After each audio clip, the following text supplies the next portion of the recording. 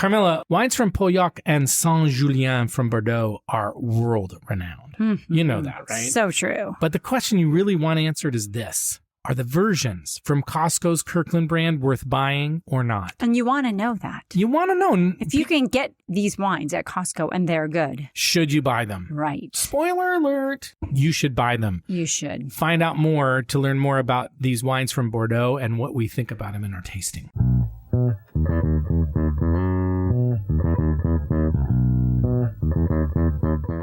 Hello, fellow warriors, and welcome to the Wine Pair Podcast. I'm Joe, your sommelier of reasonably priced wine, and this is my wife and my wine pairing partner in crime, Carmela. Hi there. And we are the Wine Pair. Hooray! If you're new to our podcast, here's what we do. Every week, we buy wines under $25 with our own money. We taste them and give you our brutally honest opinion on whether they're worth buying. Nobody pays us to review specific wines. We don't accept free bottles from wineries, and we're not afraid to call out a bad wine when we taste one. And Decanter Magazine calls us fun, irreverent, chatty, and entertaining. So if that sounds like your vibe, welcome to our tribe of wine lovers or terroiriers. What? That's a hard one to say. Who came up with that? Well, that was Timmy's wife, Gina. Oh my God. It's kind of awesome. Yeah, listener Timmy, he's given us a bunch of names, and I guess he hooked his wife into it, which sounds familiar, right? You get your wife involved. I love that. But she was like, I'm not letting him get the spotlight all the time. No, it's time to move on in on him. Grab the hook and come on in. Love it. So if you have tribe names that you want to share, send them our way. And if you have not been on the podcast, we'll ask you if you want to join us, but don't be shy. Okay, Carmela, today we are back to doing another Costco Kirkland wine challenge after basically doing one last week with Moscato d'Asti. Mm-hmm. And by the way, the pronunciation police got on me about that one. Because I was saying Moscato d'Asti, and they were like, no, it's Moscato d'Asti. Can I guess who the police was? No, it wasn't. It was some rando. Oh, really? But Timmy did also give me some pronunciation stuff too. Oh. Anyway, as you know, Carmela. For you to be getting grammar police. Especially for Italian pronunciation police is good for you guys. Yeah, but the French. Put him in his place. Yeah, thanks. I mean, today too, the French stuff, oh boy, this could be a real mess. Mm. But as you know, Carmela, or as I hope you know, and all you people out there in listening land, when we usually do these challenges, we pit a Kirkland wine against the exact same wine that's not a Kirkland wine and a usually well-reviewed wine to see how the Kirkland Signature wine fares.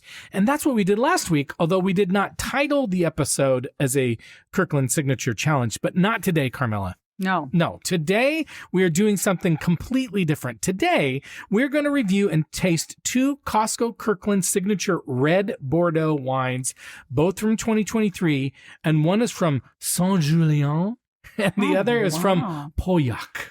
Wow. I worked on those. I can tell you were practicing. And so pronunciation, please, come at me. Right. Come at me, bro. Let's see what you have to say. That's right. Now, why are we doing this different version of the episode, you might ask, This is Carmela? tough. Yeah. Kind of Costco versus Costco. Yeah.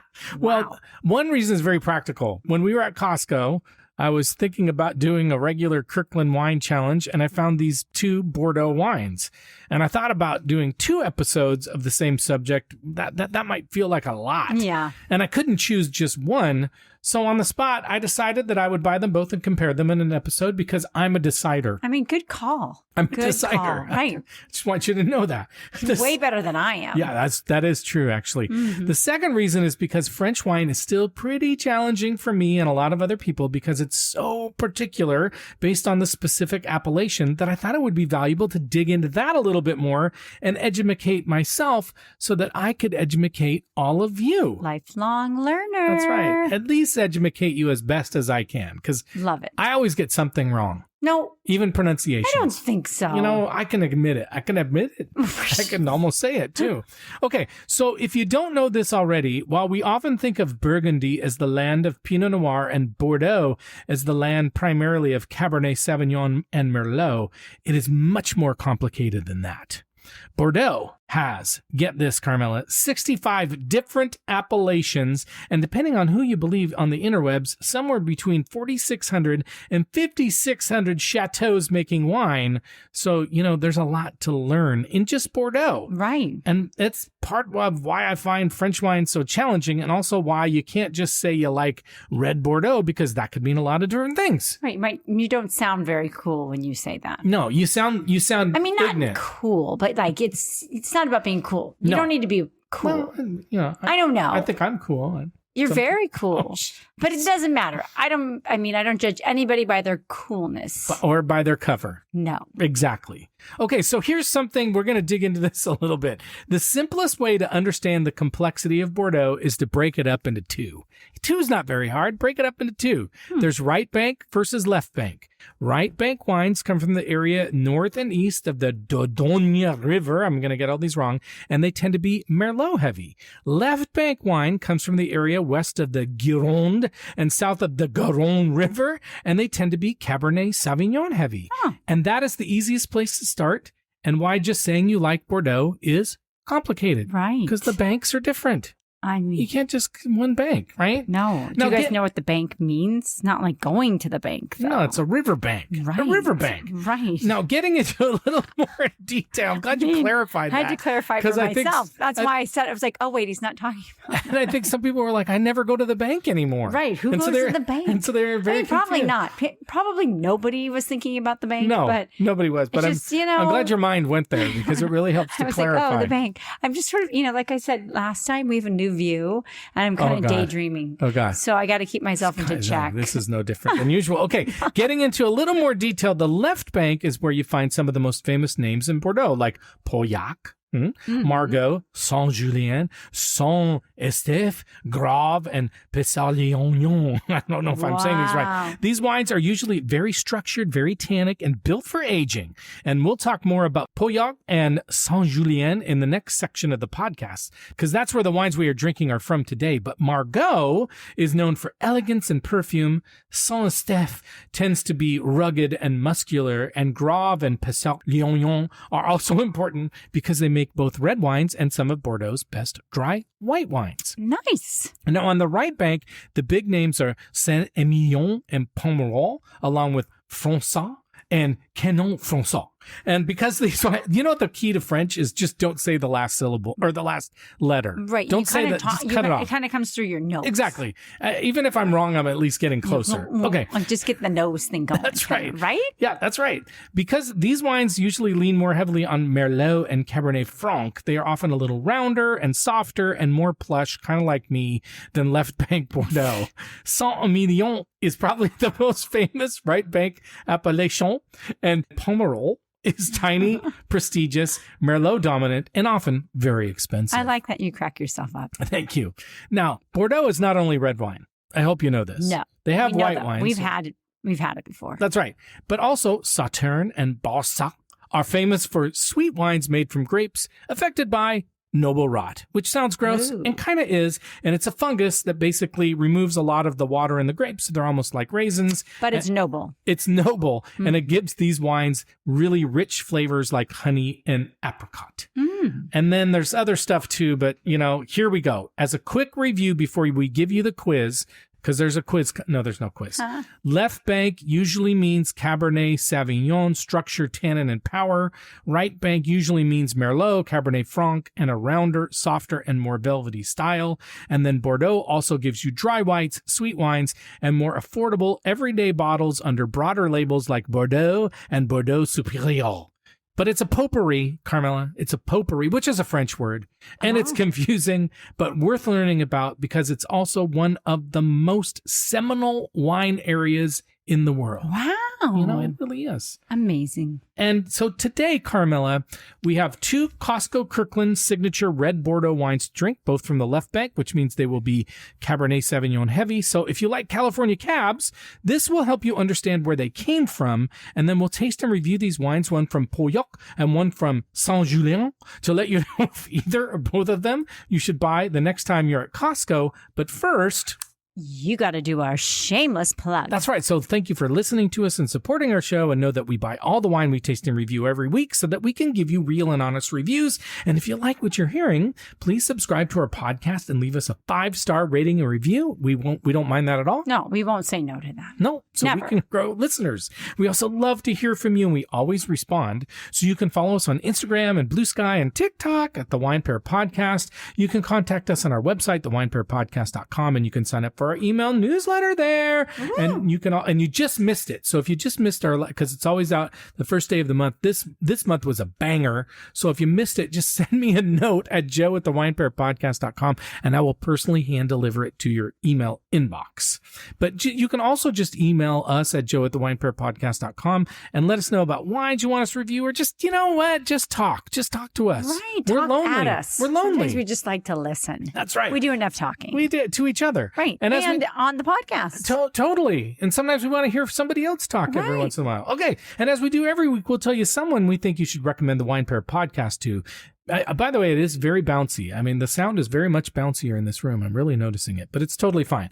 Because the best way for us to grow listeners is because we moved up from the basement. Well, right, but we don't have a lot of furniture right now. No, when we get the sofa, it'll help. Yeah. Anyway, because the best way for us to grow listeners is when you tell your family and friends about us. And this week, we want you to recommend us to anyone who loves California Cab, but doesn't know the French wines that they come from, or who thinks that Bordeaux wines are like California wines, because they're not. And they can learn a lot by listening to this episode. So true. So true.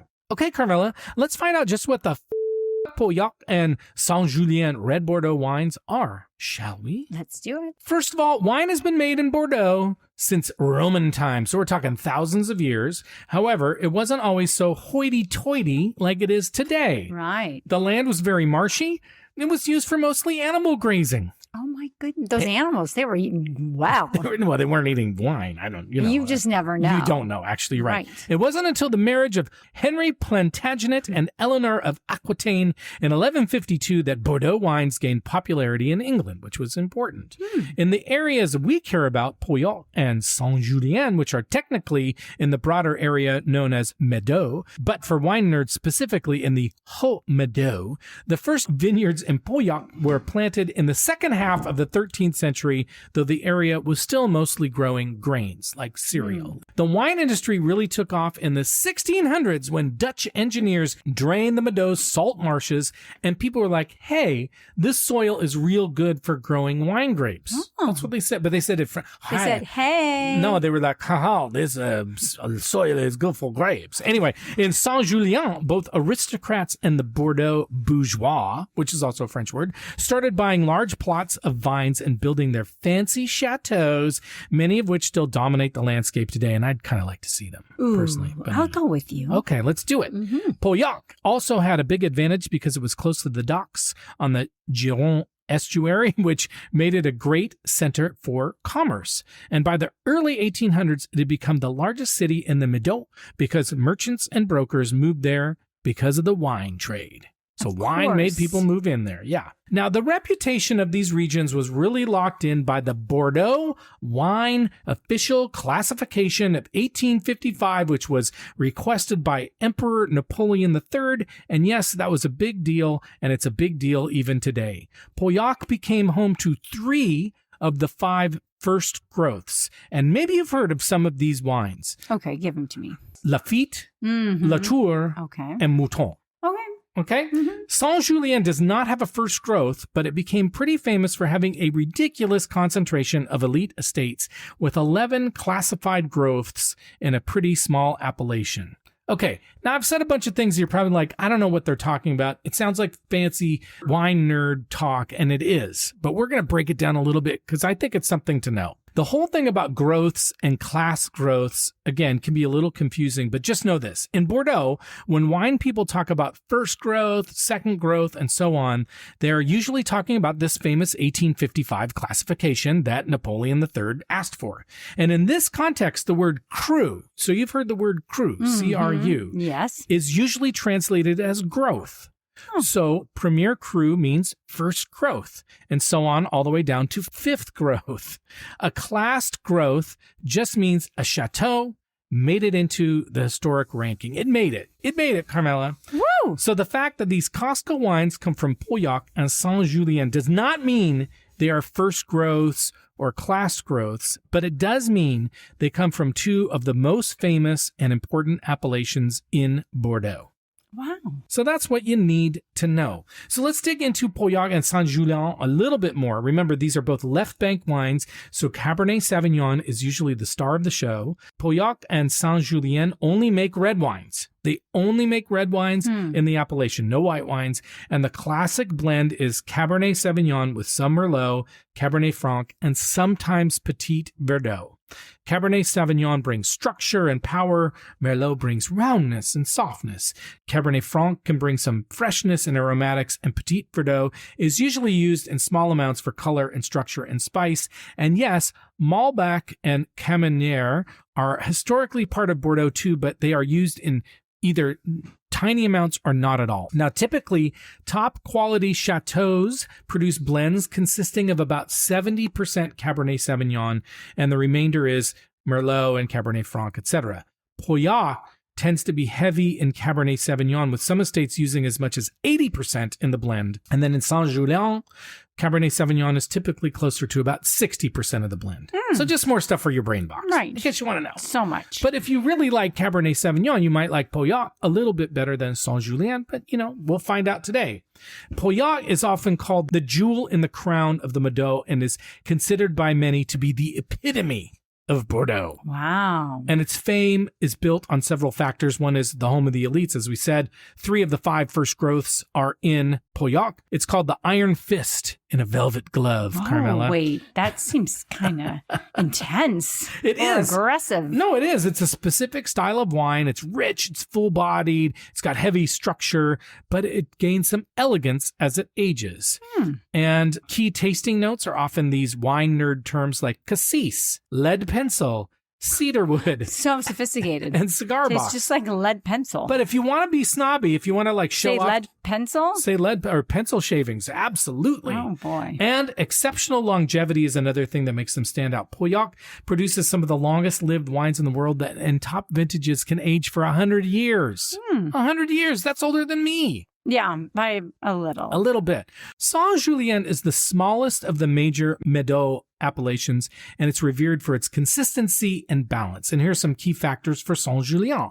It's a densely classified terroir. In other words, as we said, the entire appellation is of elite quality. So although there are no first growths, it's got a lot of what they call super seconds. So Saint-Julien is famous for its super second growths, estates that produce wine of quality, often considered equal to the first growths. And as I said, balance. The wines are famous for combining the power of Pauillac with the elegance of Margaux.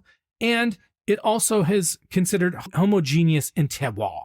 The region features a uniform soil of large gravel, which acts as natural radiators to help the Cabernet Sauvignon grapes ripen. Ooh. So sometimes this is what people say, Carla, sometimes. Okay. That Pauillac is like the superstars. They're like, the big names. And Saint-Julien has the deep bench. Okay. Right? So, starters and the bench. But still, the bench can be really good. Well, Sixth right, man of the year. Look, you need a strong bench. Exactly. And that's why I think this tasting could be really interesting, because we're going to see if we can tell a difference between the two. Well, we will see. Well, and on that, I think that's enough information. So I think it's time to learn a little bit more about these wines. What do you say? Let's do it. Okay, so as usual, the wines we have chosen for this episode are under $25 each, because they're from Costco. And that should also make them relatively easy to find, because we bought them at Costco because they're Kirkland wines. Now, Bordeaux wines are not terribly hard to find, but you do need to go to a place with a decent wine selection of French wines to get good ones, especially to find wines that are from Saint-Julien and Pauillac in particular. So check your local Costco to see if they have these wines, because it can be a little bit of a crapshoot when you go to Costco. You don't know which ones you're going to get. And I think I bought these a little bit over a month ago. And as usual, you can always go to your local wine shop and ask them to help, and they'll be happy to do that. The first wine we're going to drink is the 2023 Costco Kirkland Signature Saint-Julien. And this wine was a little easier to find out information about. So first, it's a blend of 62% Cabernet Sauvignon and 38% Merlot. So it's close to balanced. It's close to balanced.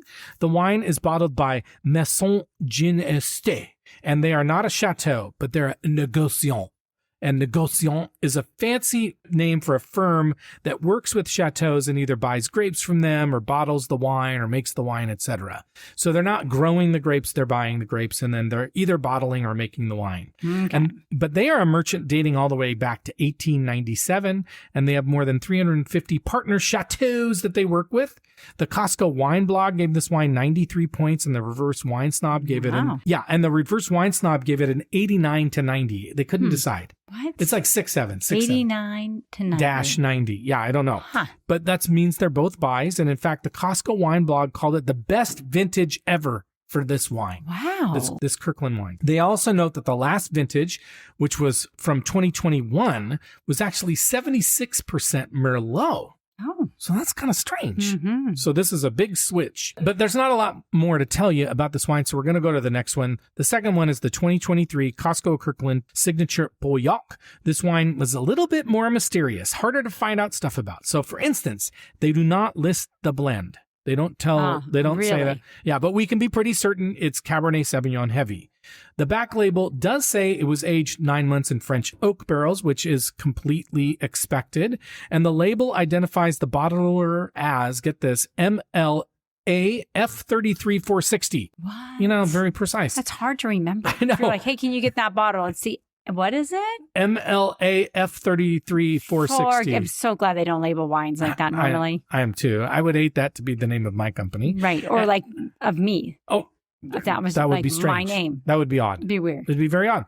And then Misa Imports, MISA Imports is the importer. The Costco Wine Blog gave this wine a 92. The Reverse Wine Snob gave it a 91. The Costco Wine Blog said that this wine is a baby and could use more time in the bottle. So it may be a little early. So that's something to consider. I agree with that in general for really good wines. It probably needs 7 to 10 years before it's ready, but we'll see. And the Reverse Wine Snob said that this wine has not been at Costco for 7 years. Oh, no. Yeah, so this is the first Pauillac that they've had on the Kirkland Signature label in 7 years. What? So if you find it, people, grab it and we'll tell you if it's worth drinking. Right. And you are very unlikely to ever find a wine from Pauillac at this price, ever. So we lucked out. Yeah. So Maybe. we did. And so what I would say is after this episode, if we really like it, then you should run out and get it. Actually, will you be running out to get more? No, probably not. Okay. But no, actually just know that our wine taste is our wine taste. We're not Cabernet Sauvignon lovers, so we may not like it so much, but we'll tell you if we think a Cabernet Sauvignon lover will like it too. Well, right. But and if it's something that we would like that we normally wouldn't. True. Either. We'll let you know. Right. Okay, Carmela, that's it. I think that's enough information. So if you have one of these wines and you taste along with us, let us know what you think. But if you have any Bordeaux wine, just open it, even a $1,000 Bordeaux wine, just drink along with us. It's worth it with us. What are you saving it for? Right. This is the special occasion you've been waiting for. This Thursday or Monday or Wednesday night that you don't know what listening night it is. to this. Yeah. Just whenever you're listening to it is special. That's right. It's a special night. And you're with us, and you don't get to be with us all the time, just on these special nights. Right. So open up just once a week, unless you listen to us the same episode every day. Which would if you're a re-listener. Wow. That would be a lot. And if you do, please let us know. We can only wish. Yeah, we'll get you a therapist. Okay, anyway, we'll be right back. Okay, we're back and we're ready to try our first wine. And the sound in this room is so bouncy. I have to stay really close to the mic and I don't think it's helping that much. Okay, the first wine is the Costco Kirkland Signature Saint-Julien. It's from Bordeaux, France. This is the 2023. It was $18.49 at Costco, 13.5% alcohol, 62% Cabernet Sauvignon, 38% Merlot. The Costco Wine Blog gave it a 93. Reverse Wine Snob gave it an 89 to 90. And Carmela's coughing because it is these. I said the same. I mean, you coughed, but they're very aromatic. They really are. Really, I mean, they'll tickle your nose and it gets in your throat, and I don't know. It's totally true. These are what you call lifted wines. Now we're going to talk about the color, but then we'll get to the smell. It's pretty dark. Yeah, it's very dark. It's dark purple. Mm-hmm. It's kind of got this ruby on the rim, too, of the wine, like the edges. Mm-hmm. I think it's really pretty. Very pretty. But it's dark. It's a dark wine. Mm-hmm. Okay, now let's see what made you cough. It smells strong. Yeah, it's very strong. Yeah. I mean, it's very plummy and maybe blackberry. I I'm getting spice too. Smoke, wood. Mm-hmm. I really wish I had opened these up a little earlier. I opened them up just like a couple of minutes ago. And so the other one, the Pauillac, I opened up at the same time so it could get a little air. I just think this needs air and time. Oof, yeah, it is strong. Yeah, I'm with you. Those same flavors. Black cherry. I'm getting black cherry as well. And yeah, spice. I'm trying to put my finger on the spice. I mean, it's kind of peppery. Yeah, black for pepper. sure. Yeah, black. But I'm almost thinking there are some baking spices, like maybe even like clove. They're kind of intense. I could do that. I could do clove. Ooh, on the swirl, it gets a little clay on the swirl. Oh. Boy, this is a wine. Like, it just feels big. Carmela is not excited about it. I'm just not. I mean, yeah. No, it's just big. So just remember, juicy. we don't usually drink these kinds of wine. So if we don't love it, that may mean that you love it. It's okay. Yeah, no, and I do like the smell. It is very aromatic. I can just tell it's going to be intense, probably. Yeah. It smells young to me. It smells hot to me. Like, I really should have opened it up. It probably needs a little bit more time in the air. But you know what? Let's try it. Let's put it to the test. Let's see what we think. You know, it's not as overpowering. It's not as punch you in the face as I thought it was going to be. It's not. It's funny. There's a little bit of acidity in it that I didn't expect. For sure. Yeah. No, and it's not as oaky. No. And it's got nice tannins. It's got kind of like, you know, they talk about firm tannins. I think it's actually, well, this is the Saint-Julien. So it's a little softer and rounder. I agree. Yeah. It's got nice fruit on the beginning. But not too, sometimes they're so juicy and jammy and they're almost like a dried fruit, something very intense and concentrated. I'm not finding that. I'm not finding it coming through as really, intense. Yeah, I agree. It's a firm, grippy wine for sure. I am getting a little bit of that pencil shavings or pencil lead on it. And on the front, it's very it's dark fruits. I want to say cherry again, like dark black cherry, but maybe it is more of that like black currant. Okay. Yeah, I would say something like that. But I am getting kind of like a prune or like a date. Yeah. Even, but not anything, those can both be pretty rich. Yeah. But so it's almost like a tamped down. I'm getting the flavors. I'm just not finding it quite as intense as I thought I would from the smell. Yeah, this is where I think the Merlot really kind of cuts softens the edges, kind of rounds it out. Like if it was just Cabernet, I think it would be super strong, but the Merlot just kind of like rounds it out. It's a pretty nice wine. I think this is something that if you have a Cabernet lover or you have somebody who loves a big, bold red wine, I think they'd really like this. And again, I think it's pretty young. Yeah. Carmela, what would you eat with this Costco Kirkland Signature Saint-Julien? Oh, you know what? It's so funny. I'm kind of thinking you could do a lot, but I think like a cheeseburger would be really good with this. Something meaty, cheesy. Steak? Would you do steak? For sure. Yeah. Steak and potatoes even. A stew. For sure. It's kind of fall. It's kind of a fall wine. What about you? It's a food wine. Like, this is a great example of a wine that you can drink on its own, and it's also going to be really good with food. I think it needs rich, fatty meats. Sausages would be good, but I think that would be really nice with it. That's where a cheeseburger. Something juicy. It doesn't really fit with this, French Bordeaux. No, it does. I mean, steak frite. How about steak frite? Exactly. That would be perfect. So much fancier. But for some reason, that just crossed my mind. Yeah. Well, I think we rate it. Okay. So let's do it. Okay. As a reminder, on our rating scale, we rate on a scale of 1 to 10. We don't give half points. 7 and above means we're going to buy it.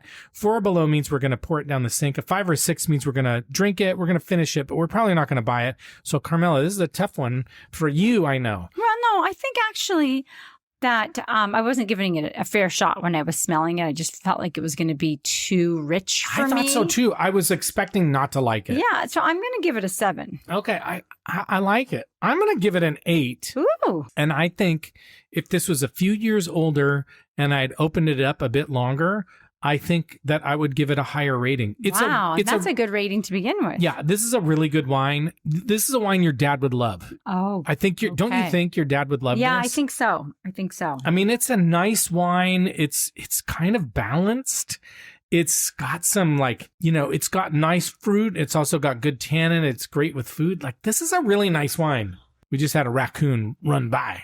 We just were like, see oh my our gosh. new view. This is why when we get the Yorkie, we have to be careful because that raccoon would probably eat it. Yeah, that raccoon was like 3 times the size of our little Yorkie. Yeah, totally. Okay, we're going to take a break and we're going to try our second wine. All right. Okay, we're back and we're ready to try our next wine. This is the Costco Kirkland Signature Pauillac. It's from Bordeaux, France. It's a 2023 vintage. It was $19.99 at Costco. Woo. Still a bargain. 13.5% alcohol. So both of these are only 13.5% alcohol. So I think if you're waiting for one of those big like alcohol bombs, that's not what you're going to get. I think it's a little bit more balanced. We don't know the blend. We know it's Cabernet Sauvignon based. It probably has some Merlot in it, but we'll find out. Costco Wine Blog gave it a 92. Reverse Wine Snob gave it a 91. So these are close ratings. But Carmela, let's talk about the color first.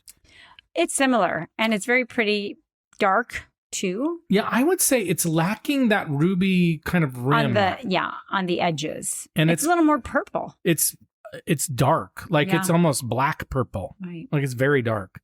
So I think it's a darker color. It's not quite as translucent on the edges. It's not quite, to me, it's not quite as pretty. It's more, it seems like a serious wine. Oh. Seems very serious. Not so approachable. Yeah, like you. It's a little intimidating. Like you. Like me? Yeah, like you. You're intimidating. Ooh.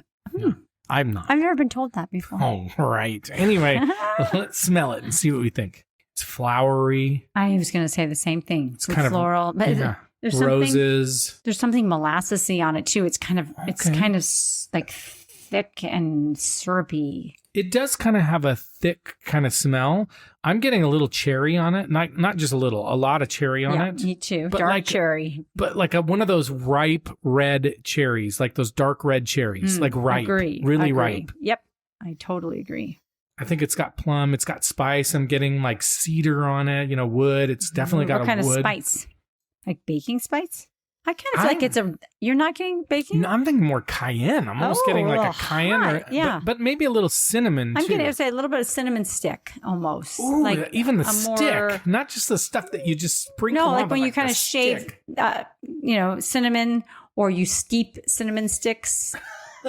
Whoa, is it making you cough now?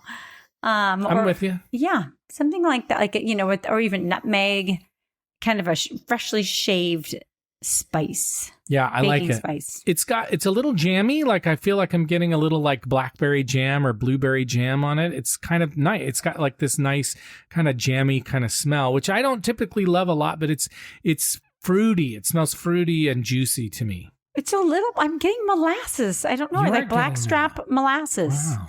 And it's almost a little bit of like, it smells a little bit like port. It's got some sweetness on it. Yeah. For sure. Mm. That's what I was getting to with that, like those berries. I think it's like jammy. I think it's fruity. Ooh. I mean, sugary, like sweet. I'm totally with you. Okay, well, let's taste it. That's a real test. That's right. That's a good wine. You're not so crazy about it. No, I like it. Juicy and fruity and why do you think I'm not forward? Why? Because you kind of rolled your eyes. You spit and then I rolled my eyes because I was spitting. Oh, she spits, ladies and gentlemen. Sometimes I spit. No, she spits. She doesn't like to drink a lot of wine anymore, and so she spits a lot. She's like a real taster. Right. No, not like me, who's getting like half crocked. Woo! He gets drunk, and I don't. No, he doesn't. I do not. Wow, and he gets angry. No, I don't. No, I do like, but I don't. I just like to sometimes spit. There's so much there that we could go into that's really kind of dirty, but we're not going to talk about it. I wasn't trying to be dirty at all. I know. I mean, like spitting is dirty. She's a spitter. Spitting, I think we can all agree, is pretty dirty. Yeah, she's trying to avoid the joke, but it's fine. Okay. This is it's very juicy. It's a very dirty wine. It's a very dirty wine. No, it's very juicy and jammy. This is a wine that needs age. It is a baby. Like this is really young. You can see where it's going to go. It's going to have a long life, this wine, I think. It's nice. Like it's a nice wine, but I think it is young and it needs air. Kind of like me. It needs room to breathe. I need some air. Do you need some room to breathe? Kind of. Wow. Are you feeling a little suffocated? Did I put a cork in you one day? Jesus, criminy. Maybe. Okay. What else are you tasting, Carmela? Well, I mean, a lot of what I was smelling. I'm getting that little bit of sweetness, that little bit of molasses or brown sugar almost. Mm-hmm. But it's definitely got fruit on it, dark cherry, again, plum probably too. It's got a lot of acid right now. I feel like it's kind of acidy, which is going to be great with food, but I think over the long haul, it might mellow out a little bit. I feel like it has maybe some Cabernet Franc in it, maybe a little bit more Cabernet Franc than Merlot, because it's not as round. It's not as round as the other one, but it's got that fresh kind of freshness. Don't you wish you could guess what it was in, and somebody would tell, like what percentage of just what was in this wine, which grapes? This is going to be something that tortures me for the rest of my life. Oh my God, now. I'm so sorry. Do you think maybe you could reach out to them? Reach out and touch. Oh boy. Somebody in Pauillac. Oh my. Anyway, okay. All right. Well, what food would you pair with this Costco Kirkland Signature Pauillac? I think a lot of the same. Steak. It's a steak It's wine. a red meat wine. It's a steak frite wine. Yeah. I feel like I want to have steak frite. Steak frite would be awesome. Cheeseburger. Blue cheeseburger. Blue cheese would be good. Wow. Don't you think blue cheese? Yes. Kind of a blue cheese sauce or something with that steak. Like a filet mignon, which is also French. A filet mignon with one of those. You say it. Yeah. With that little, sometimes I put a little of. On top and it kind of melts a little bit. Yeah. Yeah, that's what I would like with this. Of it there? Whatever that is, I don't know. Yeah. But I'm tired of spit it out, and then that's fine. If you can spit. Spitting's okay if you spit into a glass. That's enough. You don't spit in house. Okay, this is going too far. Unless it's going into that thing. All right, that thing. Anyway, anything else I think this is a steak wine. I do too. It's really nice. But Very you know nice. what? Actually, I think this could hold up to lasagna. Don't you think? Spaghetti For sure. and meatballs. Or bolognese sauce. Totally. This is a great. Sure. Yeah. I mean, actually, you know what I'm thinking? You can even do a tenderloin, actually, like a pork tenderloin. I think sorry. so too. I think you could, like a Don't crusted be sorry. one. Be nice. Be happy about it. I am sorry. No, don't be sorry. No, but like a crusted one would be really Krusty the Clown. No. And you know what I'm thinking? Beef stroganoff. Something creamy and beefy. You're like, oh God. Mexican food actually might be okay with this, like a cheesy enchilada or nachos. I had my son knows how to treat me. He took me to Mexican food 2 nights in a row. Oh my God. I know. That doesn't sound like I loved it. There is so many stories here that we could tell. Carmela, what are you going to rate this wine? I'm gonna. It's you know what? It's giving me 8 vibes. Yeah. I mean, I might give it an 8 because it's really not one I would typically even buy.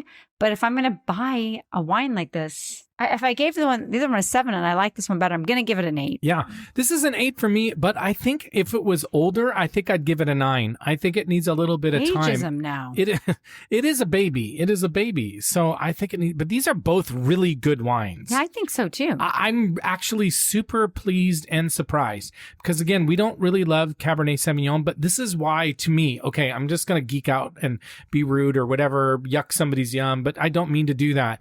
I will say that California cabs are just mostly Cabernet Sauvignon, and I think they're too much. I think you need a little bit of blend to mellow them out a little bit and make them more drinkable and more approachable. Otherwise, they are just kind of punch you in the face wines.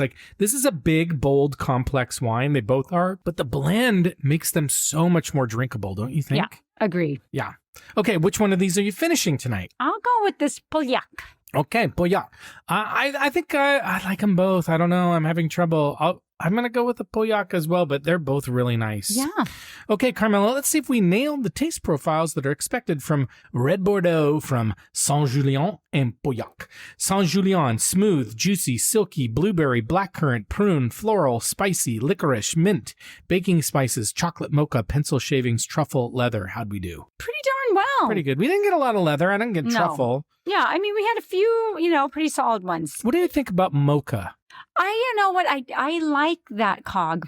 I think it's good. Cog? Did you say cog? I don't know what you mean by cog. I don't know, but cost of have goods. You heard that? No, I like it, but I don't understand it. Yeah, I don't either. But it's kind of like I don't understand you very often, but that's okay. I think it's a thing. I'll have to look it up. I like it. Okay, and Pauillac, full-bodied, rich, firm, blackcurrant, blackberry, dark cherry, pencil lead, cigar, cedar, tobacco, wet forest, stones after a rainstorm, spice, mocha, smoke. What do you think? Did we get it? Not bad. What are you doing? I'm looking at what a cog is. Oh, she's looking up a cog, ladies and gentlemen. So with that, we're going to just look at, the Costco Kirkland Signature. The winery says bursting with luscious black fruit aromas. Agree with that. This wine radiates a generous fruity character that captivates the senses. Layers of cocoa. That's interesting. You like that cog. Intertwined with vibrant fruit and spicy notes, creating an aromatic symphony. I like it. Oh. Reverse Wine Snob says opens with a much different aroma than a 2021. Bit shy at first, keep swirling. Pleasing dark fruits plus a lot of other touches like baking spice, pencil shavings, mint, chocolate, and licorice. I didn't get licorice, but we definitely got pencil shavings. Yeah. No, I didn't really either. Yeah. Firm tannins, nice aging potential. I agree. Grippy on the finish. I agree. Costco Wine Blog in the glass, medium to deep ruby, spice and floral nose, black fruit, blackberry, black cherry, grippy tannins, lingering cedar, mocha, good acidity. I agree. Good acidity. Mocha, they keep getting chocolate and cocoa and mocha. Funny. I mean, I do think that I can get behind that, but I wouldn't have pulled that out. It didn't overpower me with that kind of flavor. Yeah, because sometimes you do get a little bit of chocolate, dark chocolate. For sure. But yeah, I don't know. I don't think that was something that I would come up with these wines. What are the cogs? What are the cog? I don't really know. It's not. Okay, we're going to move on. Yeah. Costco Signature Pauillac. Intense aromas with notes of black cherry, vanilla, brown baking spices. Mm-hmm. Complex with full body. Tannins are fine. I agree with that. Integrated with a long refined finish. I agree with that. Costco Wine Blog. The wine is medium to dark ruby in the glass. Nose of pencil shavings, tobacco, cedar, medium plus in body, red and dark fruit flavor, cherry, blackberry, tight tannins. Keeping the wine a bit closed right now. I agree. There's high potential here, but it might take time to unlock. I totally agree. I think it's young. It's nice tasting, but I think in 5 or 10 years, it'll be fantastic. Reverse Wine Snob begins with an enticing aroma that gets even better as it has more air. I think it needs air. Blackberry, dusty spice, cedar, vanilla. Did you get any vanilla? I don't think so. Not really, no. Smooth mouthfeel, nice depth, similar flavors to the nose, definitely gets better with air. So don't be shy about letting it breathe. I agree. Dry, grippy, quite long, slightly better on day 2 with added tobacco notes. So I think it does. It's young. Carmela, what's the verdict on Red Bordeaux from Saint-Julien and Pauillac? I like it. Yeah. I'm actually pleasantly surprised. I wasn't going at it thinking that I was thinking I'm going to have to really think about this as if I was a lover of these wines. Yeah. But I actually am enjoying it, and I would drink it, and I would buy it especially for people, like certain people that would be coming over. So I'm down. What about you? I agree. Again, we don't tend to love California cabs. And I think this is the reason why it's so important to know French Bordeaux, because it's what the wine, it's where the wine came from. But I think it's also this blending and this roundness and this more depth and complexity that I really like a lot better than some of those really aggressive California cabs. I just think this is a much nicer wine drinking experience, and I think a lot nicer with food. I find sometimes that those wines are so sharp and aggressive that they're just hard to love. Yeah. For me. I can see that. Okay, and now it's time to head over to our news desk so that we can cover our Wine in the News this week segment. Wine in the News this week. Our Wine in the News this week comes from the New York Times, Carmela, written by Eric Asimov, who's the chief wine critic of the New York Times. There's links in the show notes, as always, and the article is entitled, "This Wine Was the Toast of the World. Now Even the Locals Don't Drink It." And the headline is not a tease. It is literally about how nobody in Bordeaux is drinking Bordeaux anymore. What? Fits with the episode. Am I right or am I right? You are so right. Okay, so here's what's up. Asimov, I literally wrote that. Here's what's up. Asimov spent some time in Bordeaux this spring. He was walking the streets. He was eating at restaurants. He was going to wine bars and doing the things you would expect a wine critic to do at the world-famous wine capital of Bordeaux. Right. Look at what people are drinking, right? Find out what they're drinking. It would be weird if if this person wasn't. Right. If he was just drinking coffee and sodas, that would be odd. Right. So what he found was the bottles on the tables all over the city were from everywhere except Bordeaux. Oh my gosh. People were drinking Loire Valley whites. They were drinking Beaujolais. They were drinking natural wines from other regions. They were drinking Burgundy. They were drinking, as Asimov put it, basically anything other than the wine that made their city or their region famous. Weird. And this is not normal. In every other wine region in France and most European countries, the local wine dominates the local wine lists. And part of the reason is that they make it there, but it's also expected to be perfect to pair with local foods. You go to Burgundy, Carmela, you drink Burgundy. You would think. You go to Rhone, you drink Rhone. That's like French wine rule. It's rules. Right. It's practically written in stone. When in France, do what the French do. Exactly. Exactly. But it seems that Bordeaux is the one place where this truth has fallen apart. Oh my. But why is that? So Asimov says the answer turns out to be a couple of things. The first is it's expensive. True. So Bordeaux wine is expensive. And they say that the Bordeaux wines have become so expensive that nobody actually living in Bordeaux can afford them. One Bordeaux wine professional told Asimov that only an extremely wealthy elite can now afford bottles of this kind. Well, do they have a Costco nearby? That's a great question. I mean, or a come Walmart. on. Maybe go to the Walmart. Right. The second part is the other end of the shelf. The cheap Bordeaux that you find in French supermarkets, you know, the €3, €5 bottles are said to be so bad, so dreadful. That's what he said, to drink that they have become ignored. So you've got the top of the market that's priced out for locals and the bottom of the market not worth drinking. And so the middle, the part that should really be drinking on an everyday basis is like, there's nothing here for me. The other piece of this is generational. So if you got our newsletter, I wrote a little bit about this. But younger drinkers in Bordeaux, people in their 20s and 30s, they see Bordeaux wine and the way a lot of young drinkers everywhere see it. It's stuffy. It's something their grandparents drink. It's old-fashioned. It's high prices. It's rules. It's all that kind of stuff. So they're looking for natural wines, lighter reds, easier whites, stuff that feels more current. And so, again, this is part of what's happening as well. So to be fair, Asimov is careful to say that it's not literally every restaurant where this is happening, but he saw it frequently enough to call it out. And it's strange because not only is Bordeaux so famous for wine, but it's one of the premier wine destinations in the world. It's where people go to drink Bordeaux. That's why you go there. So for people not to be drinking it there is kind of strange. Carmela, what do you think about this whole thing? Well, no, I'm kind of surprised, but in one sense and not in another. People They want to branch out more. They want to try different things, and they don't really want to spend the money. I agree. It's expensive out there. So I'm not a bit surprised. I mean, sometimes I'm like, when you first said it, I was like, what? That's crazy. But, right. Because you would never, in Italy or other places we travel, you're always drinking local beverages, eating local foods. It's kind of too bad that it's still so expensive in the local area. I fully agree. So if it's not accessible where it's, made, then it's bad news. Yeah, it's too bad. I agree. All right, we have some fun listener shout-outs this week. We love it when you reach out, so please keep reaching out, and we always respond. But Adrian, she shared a Lebanese white wine that she had that she really liked. It was a blend of Sauvignon Blanc, Chardonnay, and Semillon. She said it was better than your average, Sauvignon Blanc, so that's really cool. Nice. Ashley asked about our new puppy. And she was wondering if we have also done Eastern European wine. So we have done some like Croatia and Albania, but there's others like Georgia. And so, Ashley, we're on it, and we'll tell you more about the Yorkie when we get her. Right. We're still in Yorkie limbo right now. Timmy asked where he can hear our music. That's why you need to sign up for your new music? Yeah. Well, no, because this is why you have to sign up for the newsletter, because there's pictures in there of me singing in a band with Carmela's uncle. Yeah, so kind of amazing. And Joe is so good. Oh, boy. He's so good. He's a great lead singer. Oh, boy. That's really nice. She's getting paid. And then Chef Paul got back to us, and he said he liked the episode on Michigan wine and suggested we look into cold hybrid grapes. And he believes that with global warming, they're going to be more essential. And Chef Paul, we agree with you. You're so good, Chef Paul. So we got it on the list.